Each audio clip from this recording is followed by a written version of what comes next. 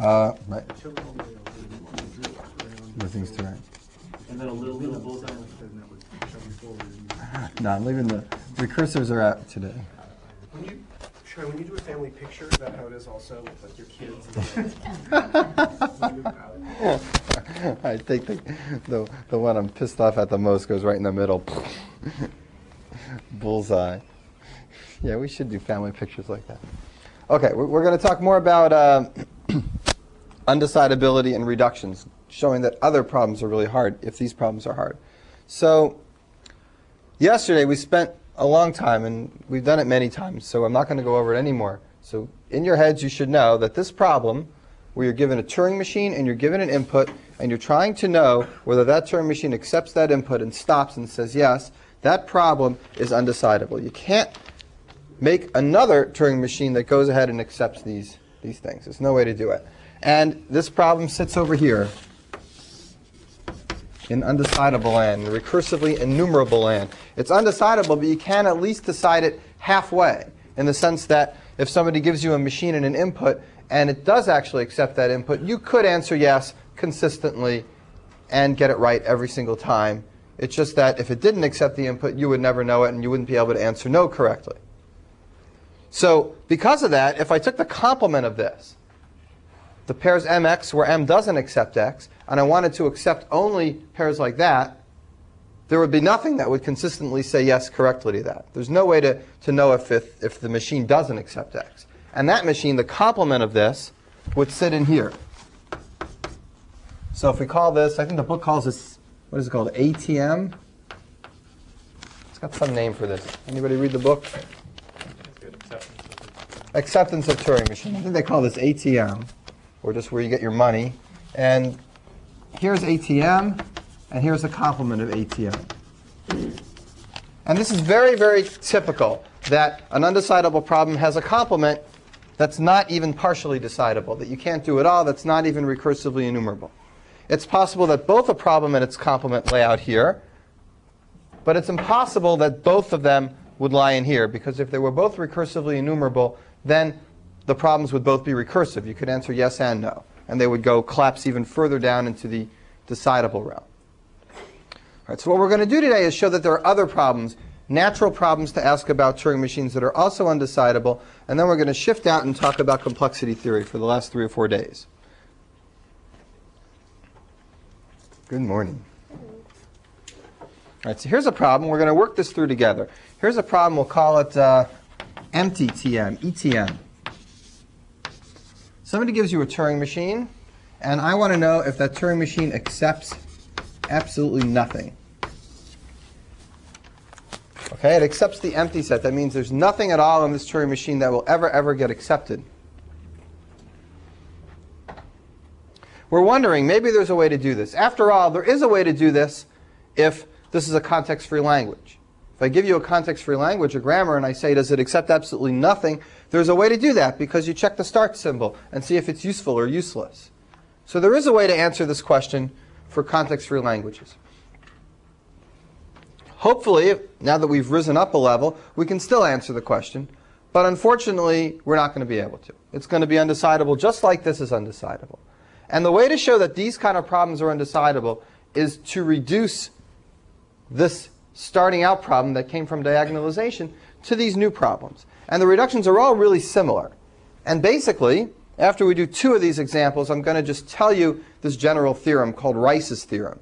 And the theorem basically says that anything interesting that you want to know about a Turing machine is undecidable. Okay, that's intuitively what the theorem said. All right. So let's think about this.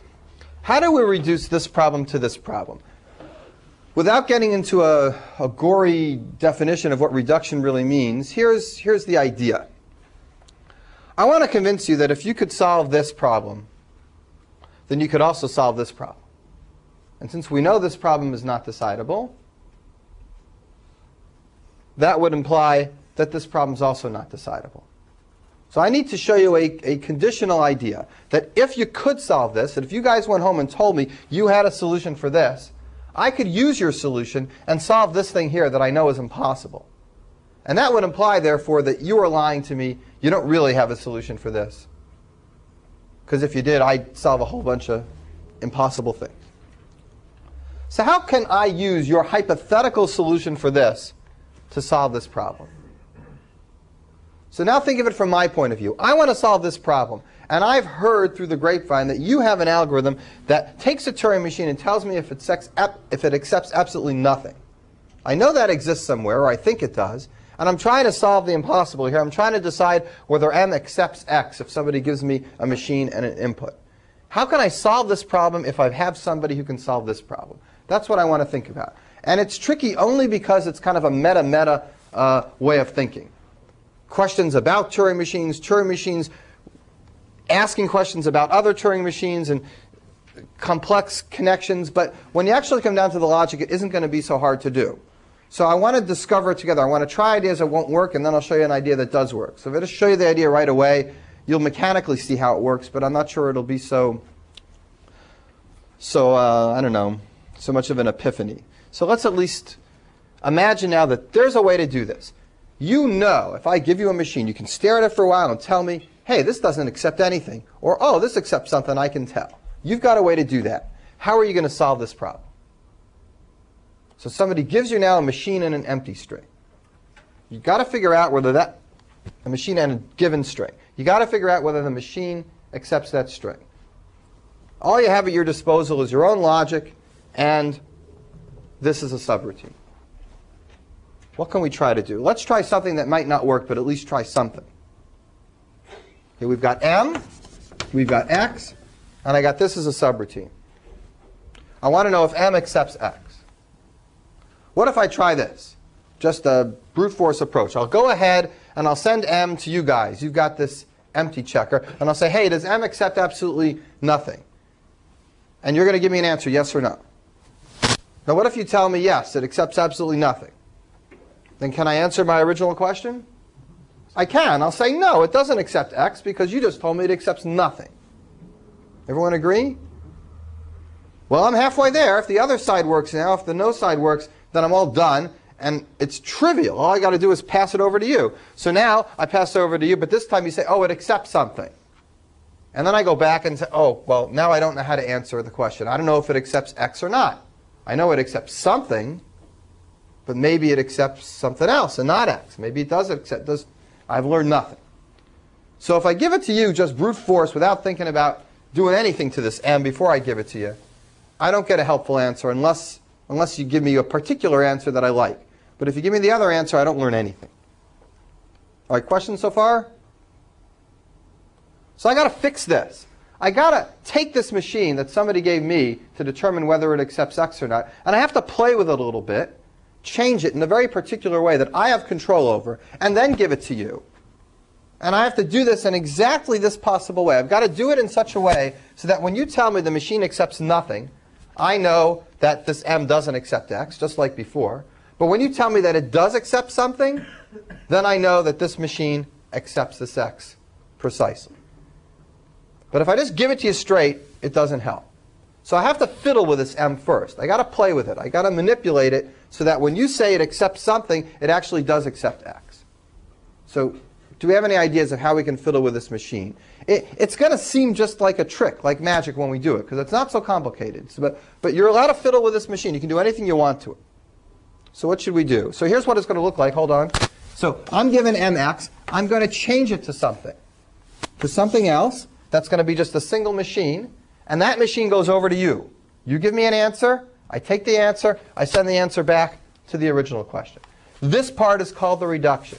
The part that changes the input to my original question into the input to your question. Okay? That's the way to think of it. So how should I change this machine instead of just doing this? This doesn't work. Just copying the machine over doesn't work. Can you tack something on the front of the machine that you know accepts X, so that only X could get through the machine? Sure. Sure, I can try to do that. So what should I do precisely? You're saying I should take this algorithm. Think of this as a program. If you don't like Turing machines because it confuses your way of thinking, just think of M as a program. Somebody gives you a program, and they give you an input to your program. So Michael's suggesting that the first line of my program, I I change the machine to check for x, and if it's x, I just say yes. No, if it's X, you keep going. If it's x, I run the machine. Right. And if it's not X, And if it's not x, what do? I just you reject. reject. I could certainly throw that if statement in. I could throw it in right at the beginning of the program. If the input to this program is x, then run the program. Then continue with whatever was there before. Otherwise, skip the whole program, go to the end, and say print no. Does everyone understand Michael's suggestion? Now, he's obviously got some idea of why he wants to do this, but let's check if it helps us at all. So we'll call this new machine M amp for Michael's machine. And let's remind everybody what this machine is relative to capital M. This machine is the same machine as capital M except for the following addition. It has an if statement at the top that says, if the input to me is equal to the string x, then actually continue in the program. Otherwise, skip to the bottom and print reject. It's different than this machine. This machine actually goes ahead and runs itself on any input you give it. This machine does exactly what this machine does, but only if it's given the input x. Otherwise, it always says no. So this machine is going to do what? What's the possible acceptances that this machine might do? XX. Well, either it's going to accept x, or if you give it anything except x, it's just going to reject. It's going to accept nothing. So we don't know exactly which one this is going to do. It might not accept anything. It might not accept x either. But if it's going to accept anything, the only thing it has a chance to accept is x, because that's what it does at the first line. It says, if the input's x, then go ahead and run the machine. Otherwise, skip to the end and reject.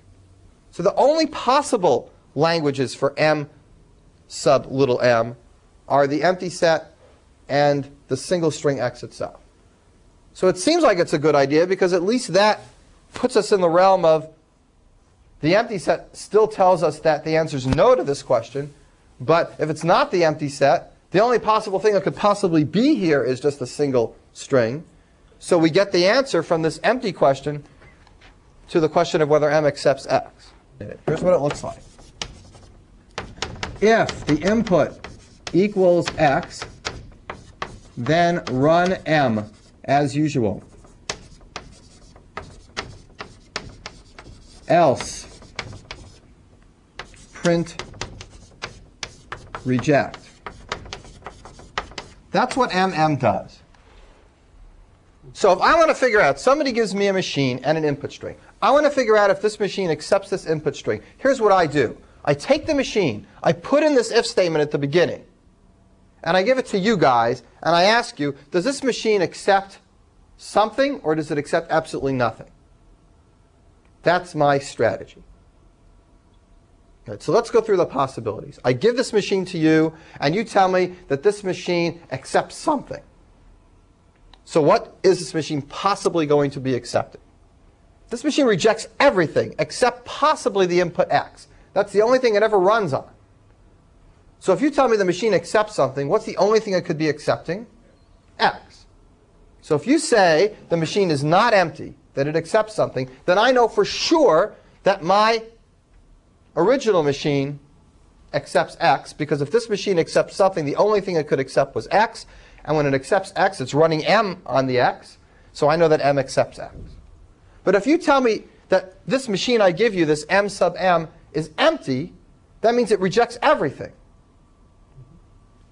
It already rejects everything except x, but if it rejects everything completely, then it's also rejecting the input x, which means that the answer to this question is no. That part worked before. But the part that works right now is the part that when it accepts something, it's got to accept x. And the trick is just focusing on the input that's x. It really does seem like a trick. It's a trick. It doesn't quite seem kosher. It is kosher, but it's a trick. It's a kosher trick. I mean, it's easy to make a finite state machine at the beginning of your turning machine that just runs through x and goes to a dead state. Yeah, well, I don't know. I mean, you shouldn't really doubt that I can do this. I could do this. You give me a program, I'll go in there in my Emacs and type in, if the input is x, because I'm given the m, I'm given the x, I copy the machine over. I copy the x over to this if statement, and I say if input is x, then continue and run the program on x. Otherwise, just go to the end and say reject. It's a trick because this problem is really no easier than this. This is just darn hard. And if you can do it, you can do anything. OK, so here's the big picture one more time. Somebody gives me m and x. I convert it by a reduction to this new machine. Here's the new machine. And here's the truth. The new machine, mm, accepts the empty set if and only if m does not accept x. These two things are equivalent. So when I get an answer from you about whether this machine accepts the empty set or not, then I've got an answer to my original question. If you say it accepts the empty set, and that's nothing, then I know my original machine doesn't accept x. And if you tell me it accepts something, then I know my original machine accepts specifically x. And that's the answer, yes. So if you got a way to do this, I can do this. And I got no way to do this, so you don't have any way to do this either. All right, questions about this? We're going to do one more trick like this. That might not be quite as tricky. It'll take a little bit more of an effort to come up with the transformation. And then you'll see that there's really something very similar between all these tricks. They're all really much the same, and that's where Rice's theorem comes from. And I'll just tell you what that theorem is before we're done. And then we'll shift over to some other kinds of reductions. All right, questions? All right, so before I do the next one, let me do something maybe a little bit simpler in between. We know now that, that there's no way to determine whether a given Turing machine accepts absolutely nothing. What if I ask you this question?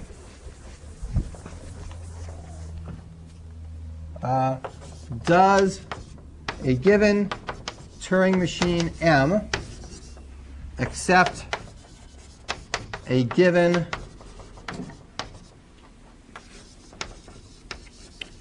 regular set R? Question mark. So I give you two things now, a finite state machine and a Turing machine. And I'm wondering whether they happen to be the same language, whether this Turing machine accepts exactly the things that this particular finite state machine accepts. Right? If I give you two finite state machines and I'm wondering if they do the same thing, then the answer is, yeah, you can figure it out. You can minimize them, compare them.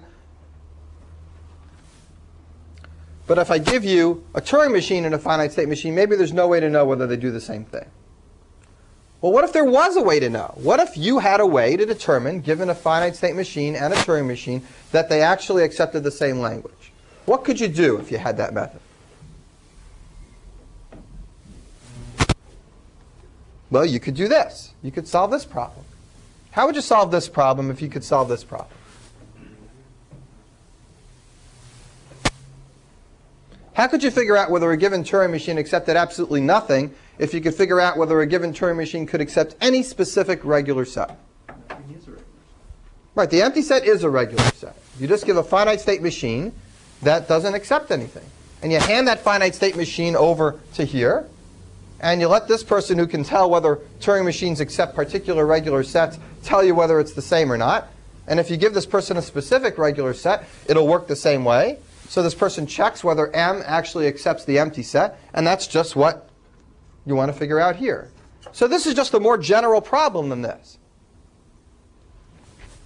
And if this one's hard, then certainly the more general problem is hard. This is a reduction where all you do is say, let R equal the empty set. That's the whole reduction. You don't do anything else. You don't change M. You let M stay the same, and you let R equal something specific. It's a reduction by restriction. You're saying basically that the harder problem is just a special case of this problem that you're wondering about. So this kind of reduction comes up a lot, and it can be bewildering. You stare at it, you think, oh, gee, I don't know. How do you show that's undecidable? But really, it's kind of obviously undecidable because it's just harder than this because it's a generalization of this. If you can do this one, you can do that one because it just means you put in a particular value for R. How do we know when we're trying to, if we were trying to do this reduction ourselves, how would we know that we could set R? I mean, it seems like R is something that someone else sets, that we have to do it for any general R. That's right. That's right. You do have to do it for any general R. So we're going to assume somebody's got it done for some general R. right? Let's assume somebody's figured this out. I'm going to convince you that they're lying. Somebody's figured this out for some general R. They know how to do it no matter what R you give them. That's to your advantage, this objection you just brought up. Anybody can do this for any R, for any M. You guys know how. And I want to solve this problem. I want to solve the problem where I'm given a machine and I want to know if it's empty or not. So I just give you my machine, and I give you a finite state machine that happens to equal the empty set. And you can do this. So you can certainly do it for my particular finite state machine that equals the empty set. So that generalization is to my advantage as the prover to show you that this is hard. I want to solve a problem that's much easier than this. That's for a specific machine. So if I know that problem's hard already, then certainly this problem's hard also. I'm convincing you this problem is hard specifically because it's more general than another problem, which I already know is hard. But if we were to reduce the other way, then... There's no obvious direction to reduce this to this. Okay. No, definitely not. No, you don't reduce from general cases to special cases. You reduce from special cases to general cases. Because reductions are, remember, this symbol. So you're basically saying that this is easier than that. I'm saying that this is easier than that. So if that's undecidable, then so is that undecidable. Does that make sense, Doug? It's a good question. Are there other questions about this restriction reduction? Chris, okay? You're nodding deeply. Okay. Let's switch this question. Does a given Turing machine accept a given regular set? What if I don't want to ask a question that's quite so general? So I want to make it, maybe something that has a chance of being decidable. This doesn't have any chance, because if I could do this, I can do this. What about this question? Does a given Turing machine accept a language which is regular? I'm not giving it a particular set to check against. I'm just asking whether the language it actually generates is equal to some regular set. I don't know which one it's supposed to be, but is it one of the infinite number of regular sets? Could it be one of them? Maybe that's something we can do. Being able to solve this problem doesn't let us solve this problem. If I give this machine over to this person who has this solution, and they say, sure, the machine you gave me accepts some regular set. I have no idea what that regular set is. And I have no idea whether my machine accepts empty or not. So this is a different question altogether. This isn't a question of I give you a Turing machine and a regular set, and are they the same? I'm just giving you a Turing machine, and I want to know, does it accept some regular set? Is its language regular? Well, yeah. Is this the same as saying you could reduce a Turing machine to a finite state machine? Yes. Here's a Turing machine. Is there a way to turn it into a finite state machine? That's another way of thinking about it. Sure. Is there some way to make this Turing machine into a finite state machine where you stop using the tape? Is it the same as some language that is a finite state machine? Sure, it's the same way to look at it. So this problem is also undecidable, but it's not an obvious restriction reduction. It's going to be a similar reduction to what we did at the beginning of the class, and it's going to come from here. And it's going to be the same kind of trick that Peter didn't like before, but maybe this time we'll be more used to it, so it won't seem so objectionable. The m and the x, we're going to have to convert it to another machine. And here's what we're hoping. We're hoping that the solution to this question will give us a solution to this question. So that if somebody could decide this, then they help us decide the halting problem. And we know the halting problem is not decidable, so then we know that this is not decidable. So let's think of a way to take our general machine and a given input, change it into a different program, so that if that new program happens to be the same as a finite state machine, then the original machine you were given accepts the original string that you were given. If and only if. Let's make a new machine so that the answer to this question about it being a regular set tells you the answer to the original question about whether a machine accepts a given string. We'll call this, I don't know. We'll call it MP for Peter. That doesn't mean you have to come up with it. You just have to be skeptical. All right. So what's MP going to look like? Let's try some things, whether they work or not, and see what works. If we pick something that doesn't work, we'll find something that does work pretty quickly.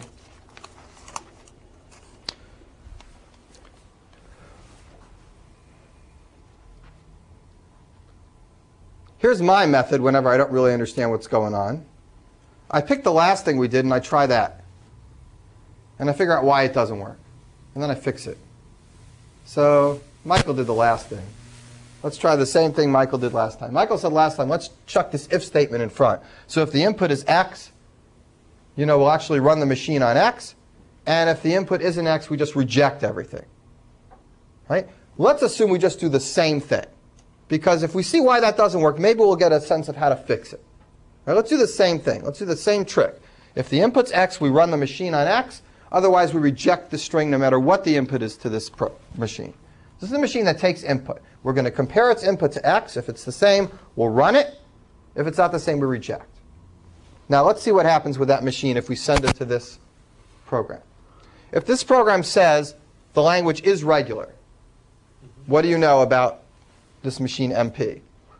Remember, MP, the way Michael gave it to us, accepts either the single string x or it accepts absolutely nothing. Right? So if this thing says the machine accepts something regular, then what do you know? Do you know anything about whether you can distinguish between accepting x and the empty set? Those are the two possibilities for this machine. It either accepts a single string x or it accepts the empty set. If I give this machine to somebody, they say, hey, I know that this machine accepts a regular set. Do you know whether it's a single string it accepts or it's the empty set? You don't know because both those things are regular sets. Right? So knowing that the language of this machine is regular doesn't help you distinguish between whether it's x or empty. Knowing whether it's empty helps you distinguish between whether it's x or empty. But knowing whether it's regular doesn't help you distinguish. What if they tell you that it's not regular? Will they ever tell you it's not regular? It's going to guarantee to be a single string or the empty set. So actually, it's kind of a silly thing to give this person because you know what they're going to tell you. They're always going to tell you that the answer is regular. Not only won't you learn anything from their answer, but you can predict their answer before you give it to them. That is like a surefire, waving the red flags. Don't use this reduction. You want to get a lot out of this person. You are milking this person for everything. You're milking them for an undecidable problem. You're getting everything from them to solve this undecidable problem. If you can actually predict their answer, then you haven't done very much in this reduction. You've really done something good in the reduction if when you send it to this person you have no idea what the answer is at all, but when you get the answer, then it helps you go back here and get the correct answer. So it's a good hint in a reduction that if you have any idea what the answer is after your reduction's done and you give it to that person with a solution, it's a bad reduction. So we've got to fix this reduction. We've got to fix it in such a way that the choices between the things that it might accept don't end up being either a single string or the empty set. But what should the choices be? Either something that's a regular set or something that isn't a regular set. Let's fiddle with this machine so that we know that when it's all done, accepting all its strings and doing what it does, that either it accepts a regular set or a non-regular set. And let's have that somehow depend on whether the original machine accepts x or not. So what can we try to do? We can still look at the input x and that came from here and decide what this machine should do, but we have to do something different than what Michael said before. Chris, do you have an idea? You thinking of something? Convert it to something like that plus reverse.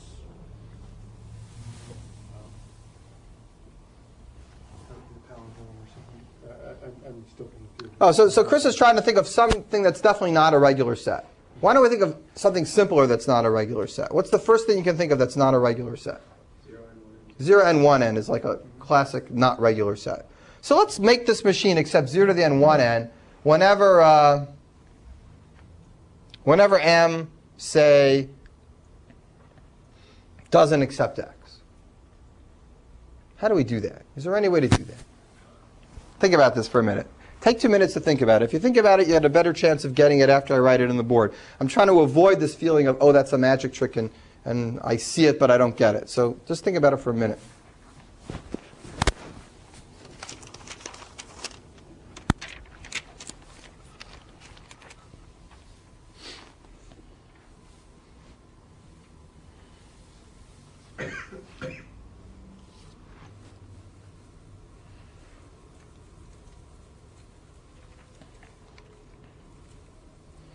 Does anybody have a suggestion? What can we try to do?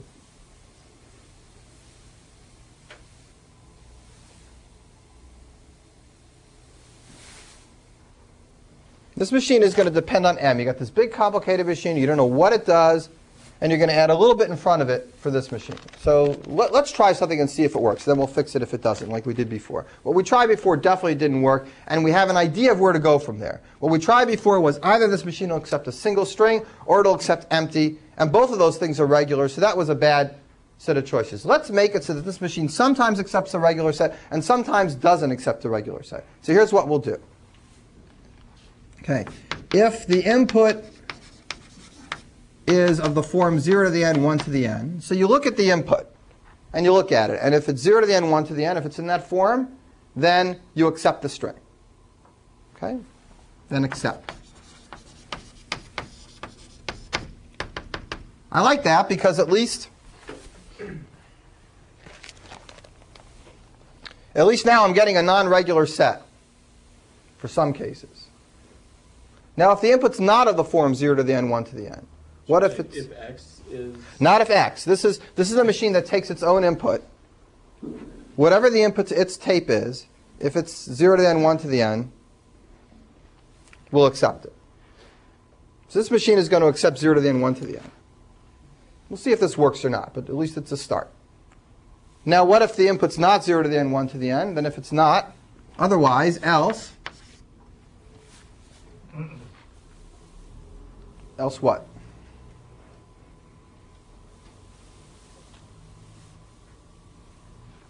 Else, let's run M on X. Just take this machine that I had before and run it on this input string. Let's try this and see how far off it is if it's off. Run M on X, and if it accepts, then accept. Then say yes. So just simulate M on X.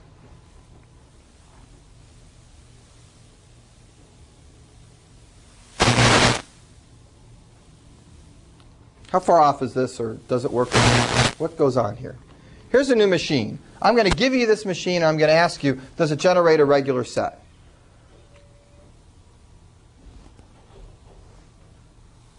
Does it always generate a regular set? Does it always not generate a regular set?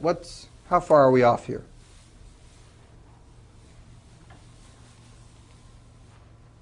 What kind of languages does this machine accept or not accept?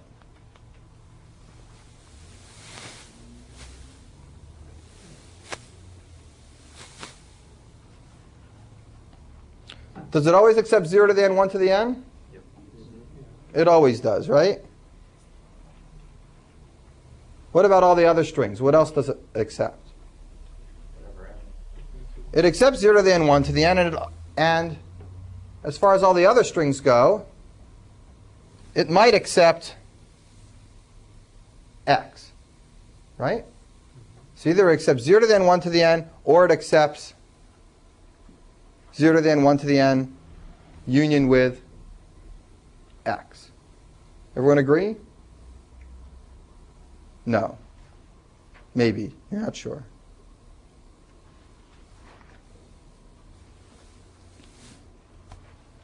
Let's make sure you understand what the machine's supposed to do. The machine's supposed to do nothing but go ahead and look at its input, and if the input's in this form, it's supposed to accept the input. So it always accepts those strings, 0 to the n, 1 to the n. If it's not one of those strings, then it doesn't do anything special. It just goes ahead and runs the original machine it was given on the input of that machine. It doesn't even look at its input. So if you get something of the form 001, it doesn't look at that or reject it. It just goes ahead and runs M on X. And if M on X accepts, then what does it accept? Then it accepts the original input that was given to it. Let me do some examples. There's too many confused faces. M, so that's supposed to be doing again? There's no M sub. The machine that we feed it. We have no idea. You mean this machine? Yeah. That's just some general machine that's given to you, and this is an input on that machine. And I've changed it now to this machine. Let's make sure everybody knows what this machine does. This machine, MP, has an input. If I give it 0011, what does it say? It says accept, right? Check. If I give it 01, what does it say? Accept. Now, this machine is based on, right now I'm showing you how it works without telling you what M and X were, but it is based on M and X in some ways. You just haven't seen that yet. Say I give it something that looks like this. Does it accept this or not? It depends, right? What's it going to do to decide whether to accept this or not? It's going to run the original machine on the input given, on this X, which has nothing to do with the input 01010. Just whatever this X is, it's going to run M on X. And if it ever accepts X, this original machine, then this machine is going to put a check here. Everyone understand? All right, so let's go through the possibilities. Let's say M happens to accept X. Then is there going to be a check here? Is there going to be a check here?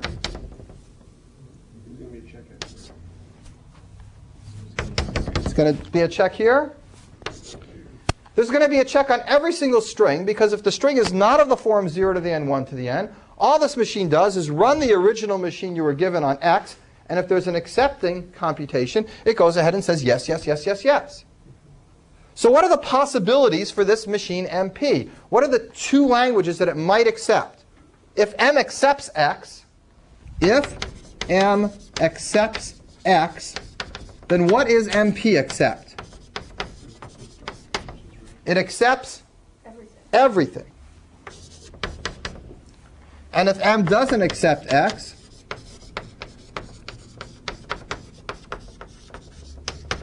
what does it accept then? 0 to the n, 1 to the n. Because it puts x's on all these if M doesn't accept X.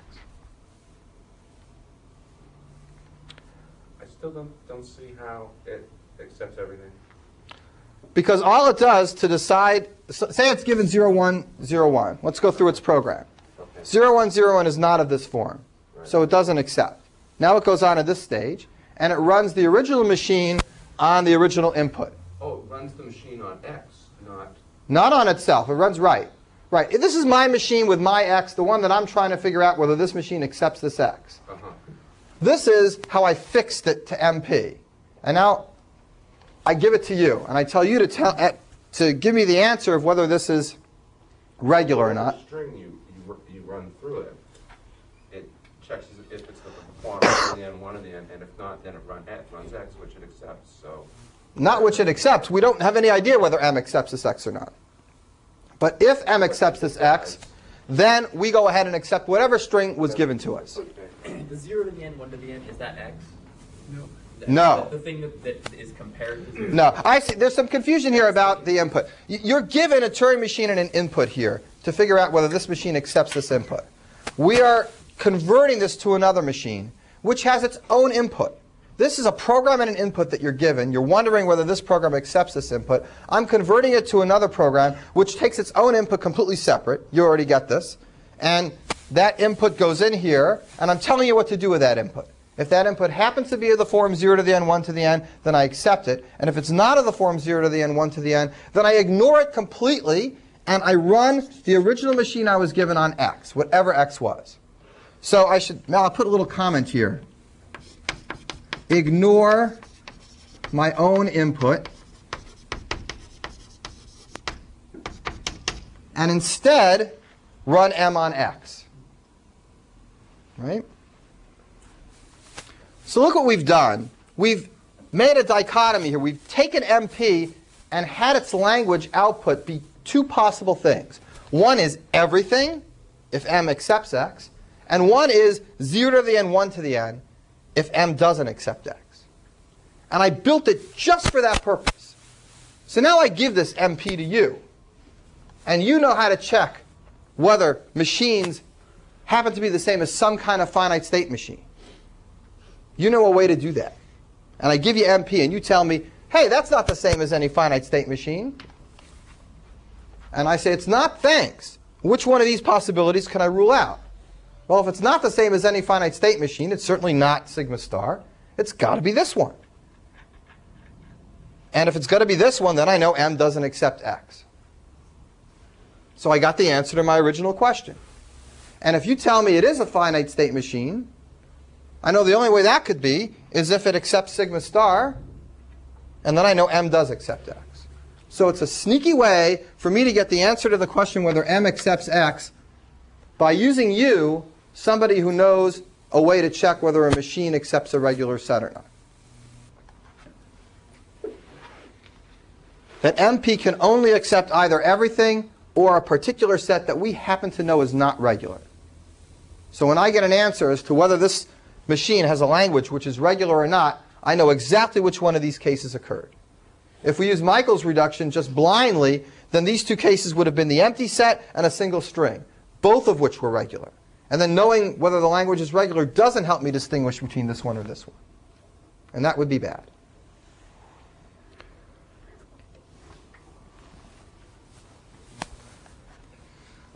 All right, questions about this? Can you explain that last step about sending it to the final step out? Yeah, let me go through it again. I'm trying to figure out a way to decide whether a given machine accepts a given string. I know there's no way to do that, but I'm going to convince you that if there was a way to do that, I'm going to convince you that if there was a way to solve this other problem, then there would be a way for me to decide whether M accepts X. And I'm going through that logic now, this convincing of linking one problem to the other. So the other problem, this problem that we're interested in is somebody gives you a machine and asks you whether it is the same as some finite state machine. And let's assume that you've got a way to decide that, whether a given machine is the same as some finite state machine. I am now going to describe to you this way of me being able to decide if a given machine accepts X. So somebody gives me a machine, somebody gives me X, and I have to figure out whether the machine accepts X. So here's what I do. I take that machine and I take X, and I construct this new machine called MP. And I'm going to give this machine to you and ask you to tell me whether it's regular or not as far as its language goes. You presumably have some way to do that. If you tell me the answer that it is regular, through my logic, I am going to know that my MP accepts everything, and therefore M accepts X. And if you tell me that it's not regular, through my logic, I'll know that MP accepts this set, and therefore M does not accept X. And that logic is all built into how I created MP. What MP does is look at its input. If it's 0 to the n, 1 to the n, it accepts it. But otherwise, it runs M on X, the original, and if that gets accepted, it accepts everything. Otherwise, it accepts nothing else and just gives me 0 to the n, 1 to the n. Does that give a bigger picture? Yes. Chris? I think I lost track of how determining whether or not a string is accepted by a machine is undecidable. Isn't that just what a universal Turing machine does? A universal Turing machine does that, and that's why this problem is recursively enumerable. But a universal Turing machine does not decide that problem. It doesn't make it decidable. It answers the answer yes when the answer is yes. It always does that correctly, but it doesn't give you the answer no. We proved this was undecidable yesterday by diagonalization, specifically showing that there is no way in general to give the answer no correctly. That's the halting. Right, that's the halting problem, right. That's what this is. So now we're taking that halting problem and shifting it and showing that all these other problems are also hard, because solving any of them would solve this halting problem. All right, questions about this? All right, let's do a very quick generalization of this to a different problem. What if I asked you, maybe I can't figure out whether the Turing machine is the same as a finite state machine. Is it the same as some given context-free language? Fix this reduction so that it works for that problem. This is an easy switch, an easy generalization. Here's what I do. I go over to this MP, and instead of using 0 to the n, 1 to the n, I use something that's specifically a context-free language. Right now, if I use this reduction as I stand, and I give it to you, and you tell me this is a context-free language, you're always going to tell me it's a context-free language. Either I get sigma star or I get 0 to the n, 1 to the n. And if I give it to a context-free language checker, you guys are always going to say yes. I'll learn nothing. I won't be able to distinguish this from this. But if I fix this reduction so that it looks like this,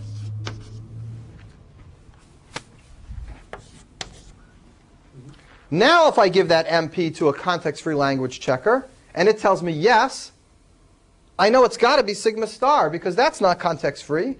And if it tells me no, then I know it's got to be this because that's the only non-context-free option. So the question of whether a Turing machine is the same as a context-free language is not possible. Now that's a really important question. You come up with a new programming language. You wrote it out in a grammar. Somebody writes a program that accepts all the strings generated by that grammar. They write a compiler based on that grammar. You want to know whether they followed your grammar correctly. Did they go ahead and do what you said the grammar was supposed to do? You got a program, you got a grammar. Do they do the same thing? Undecidable. Right? So that's a real problem that you'd like to be able to do, and there's a proof that you can't do it. The thing about these proofs is that they're all magic. I can fiddle with this stuff so easily. Anytime there's a question about a Turing machine language that's something, that I have one example of a language that's not context-free. And here's what Rice's theorem says, and then I'll stop this stuff and go on to something a little less abstract. Rice's theorem says this.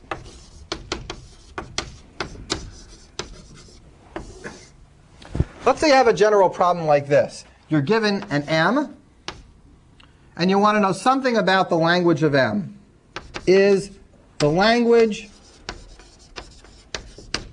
of M something? Quotes. Is it regular? Is it context-free? Is it empty? Is it everything? Rice's theorem says that if you want to ask a question like this, give me all the Turing machines such that their languages have something special about them, as long as that something special is not completely trivial, then this problem is undecidable. And his proof is what we just did. If you can imagine what we just did done more abstractly, he does what we did completely generally for any something in those quotes. Where it's regular or context-free or empty or a singleton, he just shows how to do this reduction no matter what it is. As long as one condition is true, that there's at least one Turing machine that has this something true about it and one that doesn't. If they all have something true about them, then that's trivial. And the answer is just always yes or no. But as long as there's one Turing machine that has it and one that doesn't, he can go through this grammar. He can go through this proof. Where does he use that condition that at least one has it and one doesn't? It's to be able to get this. It's to be able to get something that he knows doesn't have that property. What's an example of something that is trivial?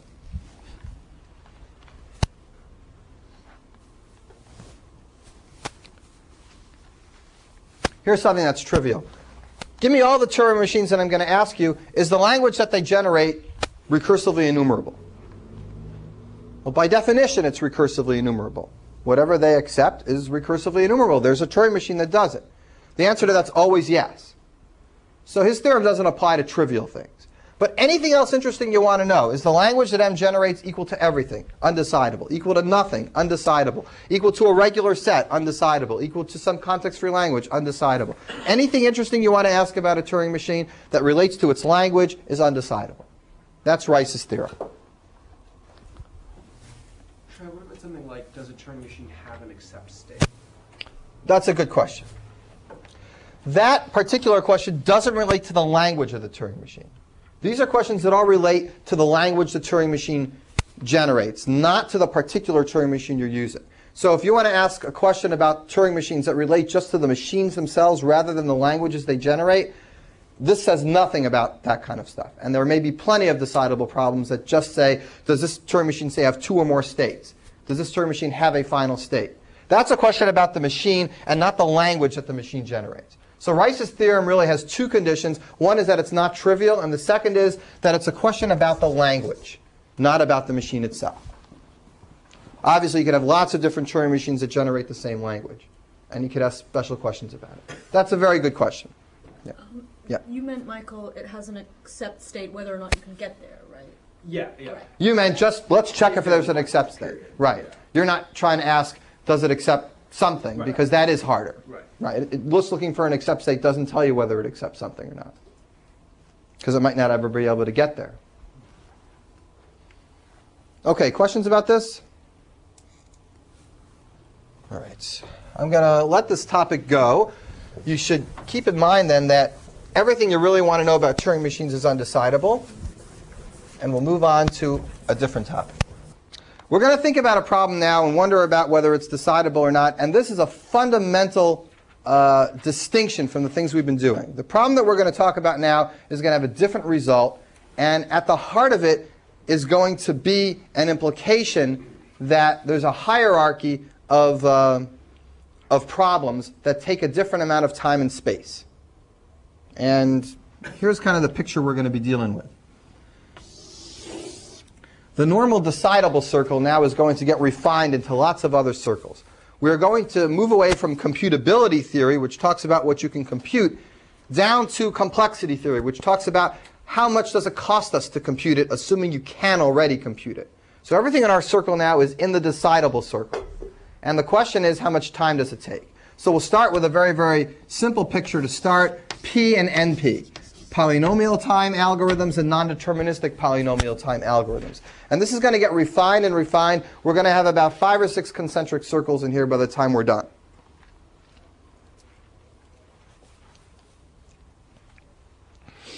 This represents time complexity. There's also space complexity. And we need to define what those things mean in terms of a Turing machine. So let's do that. Here's a Turing machine, M, and here's the tape that it looks at.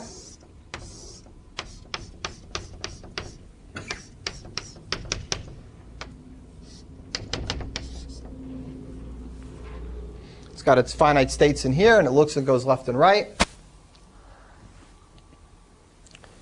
And now that we've got Turing machines and we know what decidable is, let's define what we mean by time and space requirements. It's kind of intuitive. So let's say this machine takes some input. Let's say this machine is supposed to accept 0 to the n, 1 to the n. So it takes some input. It's supposed to accept things of this form.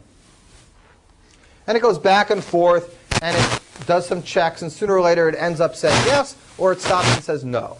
Always stops. This is a recursive, decidable problem. No infinite loops here. It's always going to say yes or no. Guaranteed.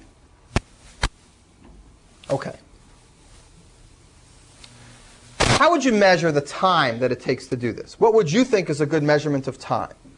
One that somehow has a correlation to the time we think of as on a computer, which is, 1 step each for each line in the machine code. What's a good analog for time on a Turing machine?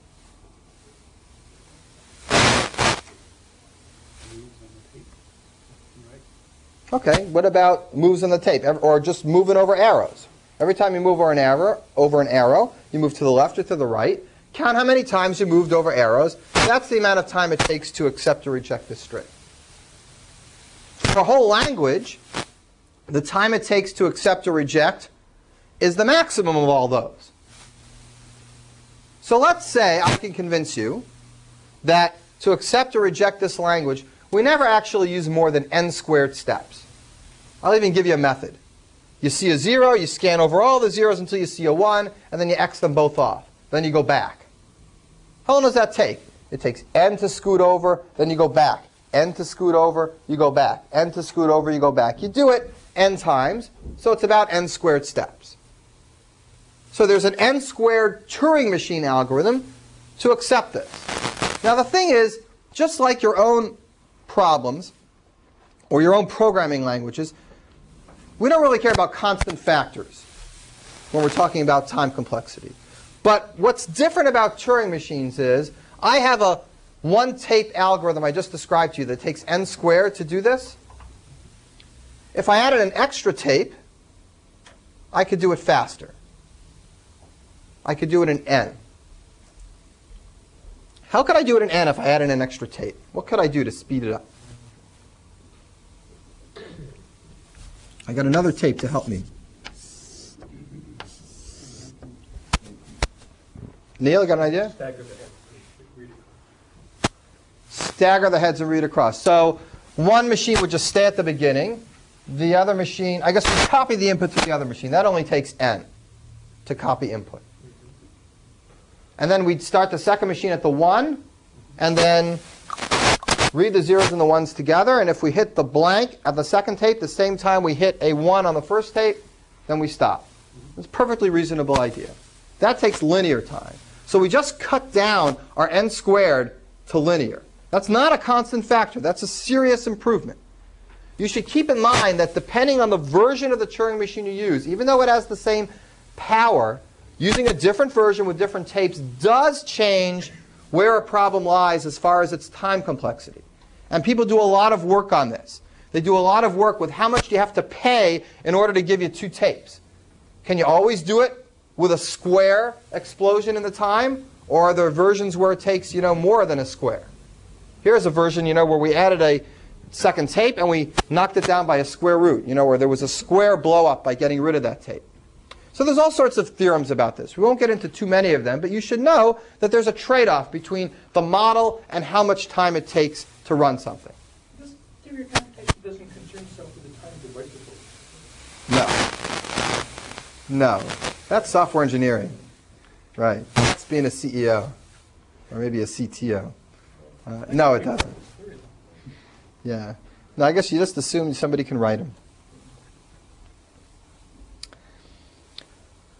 Okay, so keep this in mind, that the model changes the time complexity. What would space complexity be? How would you measure space? We measure space by just the memory. So what's the analog to the memory? So the analog to time is the number of movements. What's the analog to space? Length of the input is the size of the input, but that's not necessarily all the space we're going to use. How many symbols you care about? Well, the tape's infinite, or how many symbols you care about on the tape. How about how many symbols we actually visit on the tape? You can visit one more than once. That won't count more than once. That's time. But how about actually the total number of symbols we actually ever look at? So if we only look at, between here and here, then we'd say this algorithm takes space, equivalent to whatever that number is. How much space does it take to accept this set, assuming there's one tape? Something proportional to n, not n squared. There are plenty of other examples where you might use extra space, where you might have to write stuff over there on the side and use memory. Yeah? There are also situations where stuff that's important back here you forget about later. And you could go back and overwrite it, but that would be a time complexity problem. And so you just leave it there and move on to other parts of the tape. So a trade-off between how much time you're using and how much space you're going to need. Like if I wanted you to be specifically restricted to a particular amount of space, you might be able to make up for it a little bit with extra time. Yeah, and there are complexity trade-offs between simultaneous time and space and things like that. Absolutely. All right, so now that we understand space and time, I want to refine this picture a little more and see if we can get a beginning, kind of an overview of what complexity theory looks like, and try to explain why these classes are one inside the other relative to this definition of time and space, and how you can do one machine in terms of another machine by simulating it and keeping track of how much time or space it takes us to do it. So, here we go. Here's P. Here's MP. Now, what about, this is just time classes. Certainly NP includes P because it's everything you can do in P plus non-determinism. We have no idea whether this is a proper enclosure. That's the big open question in theoretical computer science. These two might be the same. We don't know. What about the next stage? I'm going to write something out here called polynomial space. That means you use a polynomial amount of space on the tape. That means just a polynomial number of symbols, not a polynomial number of steps. Why does this include this? Why is this out here? Why does polynomial space include polynomial time? Why is anything that takes polynomial time definitely take polynomial space, but why there are some things in polynomial space that might not take polynomial time. Why are these harder problems, intuitively or rigorously? Explain that. It takes at least one step to generate a symbol on the tape. So. Okay? So something that takes, say, uses 30 symbols on the tape has certainly have to use at least 30 steps, because to get to every cell requires a step. It's possible, if you're only using 30 steps, to reuse them many, many, many, many times and use lots and lots of time. How much time? If you have 30 cells, how much time? Seems infinite, seems unbounded. Well, we'll talk about that in a minute. But certainly, if you have something that uses only 30 steps, it's got to use at least 30 symbols. If you have something that uses 30 symbols, it might use a lot more than 30 steps. Questions about that? So that implies this relationship. The fact that NP is in between these two, that's still a mystery, and we'll be going through that at a different time. But it really is. It turns out that polynomial space is enough to do non-deterministic polynomial time, that it really is in this order. Nobody has any idea whether these things are properly enclosed. Nobody knows whether these two are different or not. For all we know, there are things in polynomial space, and every one of them can be done in polynomial time. Now, you know there are things in here that are called NP complete, so that if they ended up in here, the whole NP would end up in here. There are things called p-space complete. Problems out here that if they ever ended up in here, all of p-space would end up in here. And we have those problems because we have no way to distinguish between these two classes in any other way. We don't know if they're really different or not. But intuitively, these things are harder than these things, and these things are harder than these things. What kind of problems end up here? Problems end up in here that are p-space complete, which you can't even figure out a way to do in non-deterministic polynomial time. There are problems which it seems like you can do almost everything in non-deterministic polynomial time. I mean, you get everything for free. 3 satisfiability, just guess the satisfiable formula, that's for free, and then check it in polynomial time. What can't you do in non-deterministic polynomial time? What might be stuck outside in this never-never land of p-space? Well, there's a whole host of problems that are all similar. And I'll give you like a classic example. It's basically any two-person game.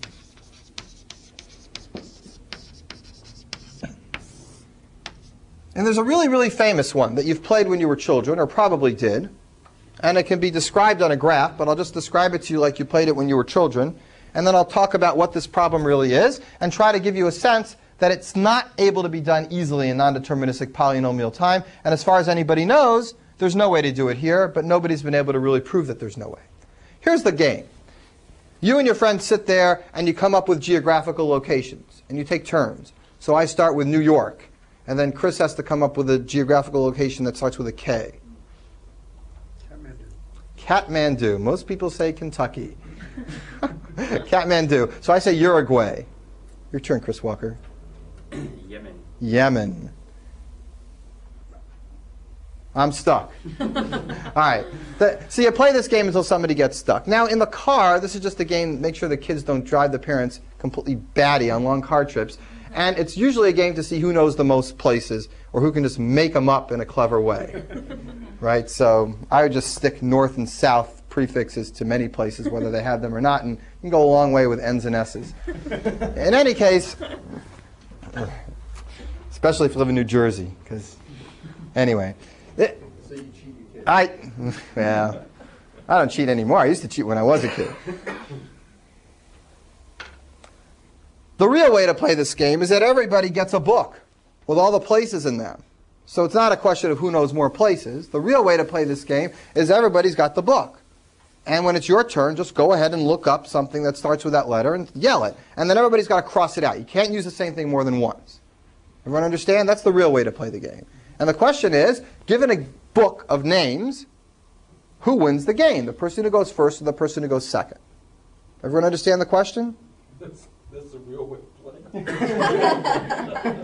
That's the way to define the game for real. I guess it's the completely unreal way to play. So here's what it looks like. It looks like a directed graph. If this is Kentucky, then there would be an arrow to Yemen. Okay, there would also be an arrow to Ypsilanti, yes. And there would be an arrow from Ypsilanti to Indiana. So you just make a directed graph. And you play a game on this directed graph. We take turns. I start anywhere I want, and I X out the thing I started.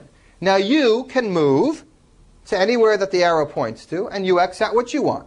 The first person to reach a dead end loses. This is a graph problem. It's not really a problem about remembering names. It's just a problem on a graph. And it's a really simple problem.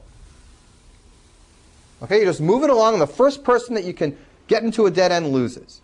And you're wondering who wins that game. Your graph, though, would have repeated names in it that would all have to be crossed out. No, because once you cross the... No. Every geographic location has one node. There's all sorts of words that end in the same letter, so couldn't the next one after that, after any of those... So like if this is Kentucky, and this is Yemen, and this is Ypsilanti, and this is Indiana. Okay. You might go back here. There might be lots of ones that end in K. Right. That's right. But if you're at this and the only place back is to X values, then you lose. Nobody knows any way to solve this problem with a non-deterministic polynomial time algorithm. Let's try. How would you solve this with a non-deterministic polynomial time algorithm? You got polynomial time on your side, and you can guess to your heart's content for free, as long as you combine them with ORs. Well, here's one way. What if I just guess a sequence of moves that end up with me winning, the first person winning? I go here, I guess my opponent goes here, I guess I go here, I guess I go here, and I check, and I find out that that sequence of moves is a win for me. Does that mean I've convinced you that I win the game? That's assuming you know the moves that your opponent's going to take. Right. And my moves, it's okay, because my moves I can combine with ORs. You know, either I do this, or I do this, or I do this, and I can check all those ORs in parallel for free with non-determinism. But every other move is my opponent. And I don't win just if he moves here, or he moves here, or he moves here, or he moves here. I have to check the and conjunction of all those things. I have to check whether my opponent moves here, and he moves here, and he moves here. No matter which way he moves, there's got to be a way for me to continue. It's there exists a move for me, such that for all moves for my opponent, there exists a move for me, such that for all moves for my opponent. It's a alternating quantifying from there exists to for all, just like you did with a minimax that we did in the algorithms course. And the only way to really check this is to check a whole tree that looks like this. I guess my move, and then I got to check all my opponent's move. For each of those, I guess my move. I can cut off the branches when it's my turn, but when it's my opponent's turn, I got to actually try the branches. So the non-determinism helps me cut off branches when it's my turn, but doesn't help me cut off branches when it's my opponent's turn. So I get a big fat tree that expands exponentially. If there's n values in this game, then there's going to be 2 to the n things in this tree, and I don't get polynomial time. So non-determinism and polynomial time isn't enough to do this. How do you do it in polynomial space? There should be a way to do it in polynomial space. Doesn't matter how much time you take, as long as you have polynomial space. Worst case, there are n nodes. No, there could be 2 to the n nodes in this tree. Well, no, for the number of cities. Right. There's n cities. Sure. In worst case, each city connects to all the other cities. Sure. So how do I go ahead and check this big tree of possibilities without storing more than just that many cities? Basically, what I want to do is kind of do a traversal through this tree, doing an and/or connectivity without ever storing the whole tree. Storing the whole tree is too big. But each time you try, you can do it on this. It's basically doing one of these depth-first searches and sending the information back in pieces, so that the only thing I actually store in my machine is the length of one path at any time. And then I back up, and I go down another path. And I back up, and I go down another path. The time I'm taking is horrible. It's this whole huge exponential tree. But the space I'm using at any time is just the length from the root down to the bottom. And that's polynomial time. That's n time. So I can do this problem, I can figure it out in polynomial space, but I can't figure it out in non-deterministic polynomial time. And all the p-space complete problems are just like this. They're all alternating games. I'll give you an alternating game on 3 satisfiability. This game is p-space complete. I give you a formula, and instead of me asking, is there some way to make the formula true? Is there some assignment, true or false? Instead of that, now we play a game, me against Doug. Here are the variables, x, y, z, w, u, v. And down here is a big formula, big long formula. And now I'm not asking, is there a way to make true and false values there to make this formula true? I'm asking to play this game. Doug gets to pick the true-false value for x. I get to pick the one for y. He picks one for z. I pick one for w. He picks one for u. I pick one for v. We go back and forth picking true-false values. My goal is to make this thing true. His goal is to make the thing false. Who wins? Does there end up being a true value for this formula, or does it end up being a false value? Assuming we play the best possible game, who wins this game? So that's called quantified Boolean formula, or QBF. It's just like 3-set, except you alternate choosing the value of the true-false values for the variables, so that you can't just go ahead and pick a collection and check whether it works. You have to alternate your quantifier so that every other one is a for all, and you lose the non-deterministic advantage. 3-set is like this game where everything's there exists. There's some value, there's some value, there's some value. You pick the true-false value, you get it all for free. There exists is like non-determinism. For all kills non-determinism. Non-determinism is great with ors. It's terrible with ands. You can't use it at all to do ands. And now we have to do it with ands. I pick it, that's an or. Doug picks it, that's an and. For every way, whether he goes true or false, I got to win. So this problem is harder than 3-set. As far as anybody knows, it sits up here. The same way satisfiability was the first NP complete problem, quantified Boolean formula is the first p-space complete problem. All right, so this is give you a sense of what time complexity and complexity theory is kind of all about. I want to just quit with one little thing to give you a sense of something that I worked on, I don't know, maybe it's 6 or 7 years ago already. But it's the same geography game. Because this geography game was proved by, it might have been proved by Mike Sipser to be p-space complete. But there's a variation in this geography game that I once gave as a programming assignment to some freshmen. And then I thought about it and wondered whether it was easy or hard. And then it ended up being 2 or 3 years later writing a paper on it. Well, they could program it. They just couldn't program it efficiently. Here's the game. You play geography again. You have the same book. You give everybody a book. You play the game. But this time,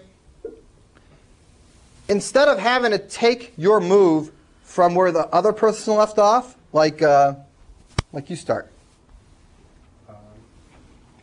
Cleveland. So I don't have to start with D. I can start with anything I want. I'll start with North Dakota. And now Chris has to continue, and he only has to continue with what he left off last time. And I continue with what I left off last time. So it's like playing with yourself, geography. You just sit in the same room, but every person just keeps going, with their own list. It's nowhere near as much fun, right? And what's your gut instinct about this game? Doesn't it seem like it might be easier? Right? I mean, yeah, it's playing with yourself, geography. I see. It seems like it might be easier because you don't have to worry about what the other person's going to do. They don't seem to be interfering with you as much. Do they use it up? They are using it. Right. You can't use Cleveland. I can't use Cleveland again. Right. So they really do interfere with you, just in a more subtle way. You know what this is like? What reminded me of this after I thought of it, and then I had the students program it. It reminds me of this game that you see in this old Disney movie called Tron, or a video game called Tron, where you have these two people riding these virtual motorcycles, moving around, and they try to cut each other off so somebody crashes first, because there's no more room left. So imagine this game played in a graph. You have the same directed graph, but now you have 2 tokens, 2 places. And every turn, somebody moves 1 spot. I go here. Chris doesn't continue from here. He continues from here. And I go here, and he goes here. And I go here, and he goes here. It's just like Tron. And we try to cut each other off. And the first person who crashes into himself and gets into a dead end loses. It's exactly like Tron, except Tron is real time, and it's really a game of reflexes and not a game of, you could slow it down slow enough so that the person could think a long time on his next move where the best way to go. But it's Tron slowed down a lot. And I thought that this would be an easier game. Or at least there'd be some way to come up with some reasonable strategy. But it turns out this game is p-space complete also. And the only kind of graphs that you can play this game on that actually have any chance of being understood at all, if you play it on a directed tree, no cycles in the graph. Like the book represents just a tree of names, then you can figure out who wins. But if it's any more complicated than that, even if the graph has no cycles in it, so it's a directed acyclic graph, I mean, there are underlying cycles but no directed cycles, it's still hard. So this is one hard problem, even though it seems like it wouldn't be. So that's what we're going to be talking about for the next few days. Complexity theory. Relationships between complexity classes, relationships between space and time, newfangled notions of how to measure complexity, one called an alternating machine that mixes the ands and ors together, and then relationships between them, and both results that are practical and results that theorists think are beautiful. Interesting, weird ways of measuring complexity, which turn out, when you give it log n space, to be the same as p space. It's nice to see these things collapsing on themselves and equaling each other, because it makes you feel like your definitions are more robust. So the prettier the theorems, the more robust the definitions, and vice versa. So that's what we'll be talking about from now till the end. There's a lot of things to talk about in these topics, including computations that model probability, interactive proof systems, alternation, all sorts of things. We will visit diagonalization again, because inside P there's going to be a hierarchy. There are things that can be done in n squared that can't be done in n. Things that can be done in n cubed that can't be done in n squared. So we're going to move up and down and try to understand these relationships as best as we can next few days. Okay.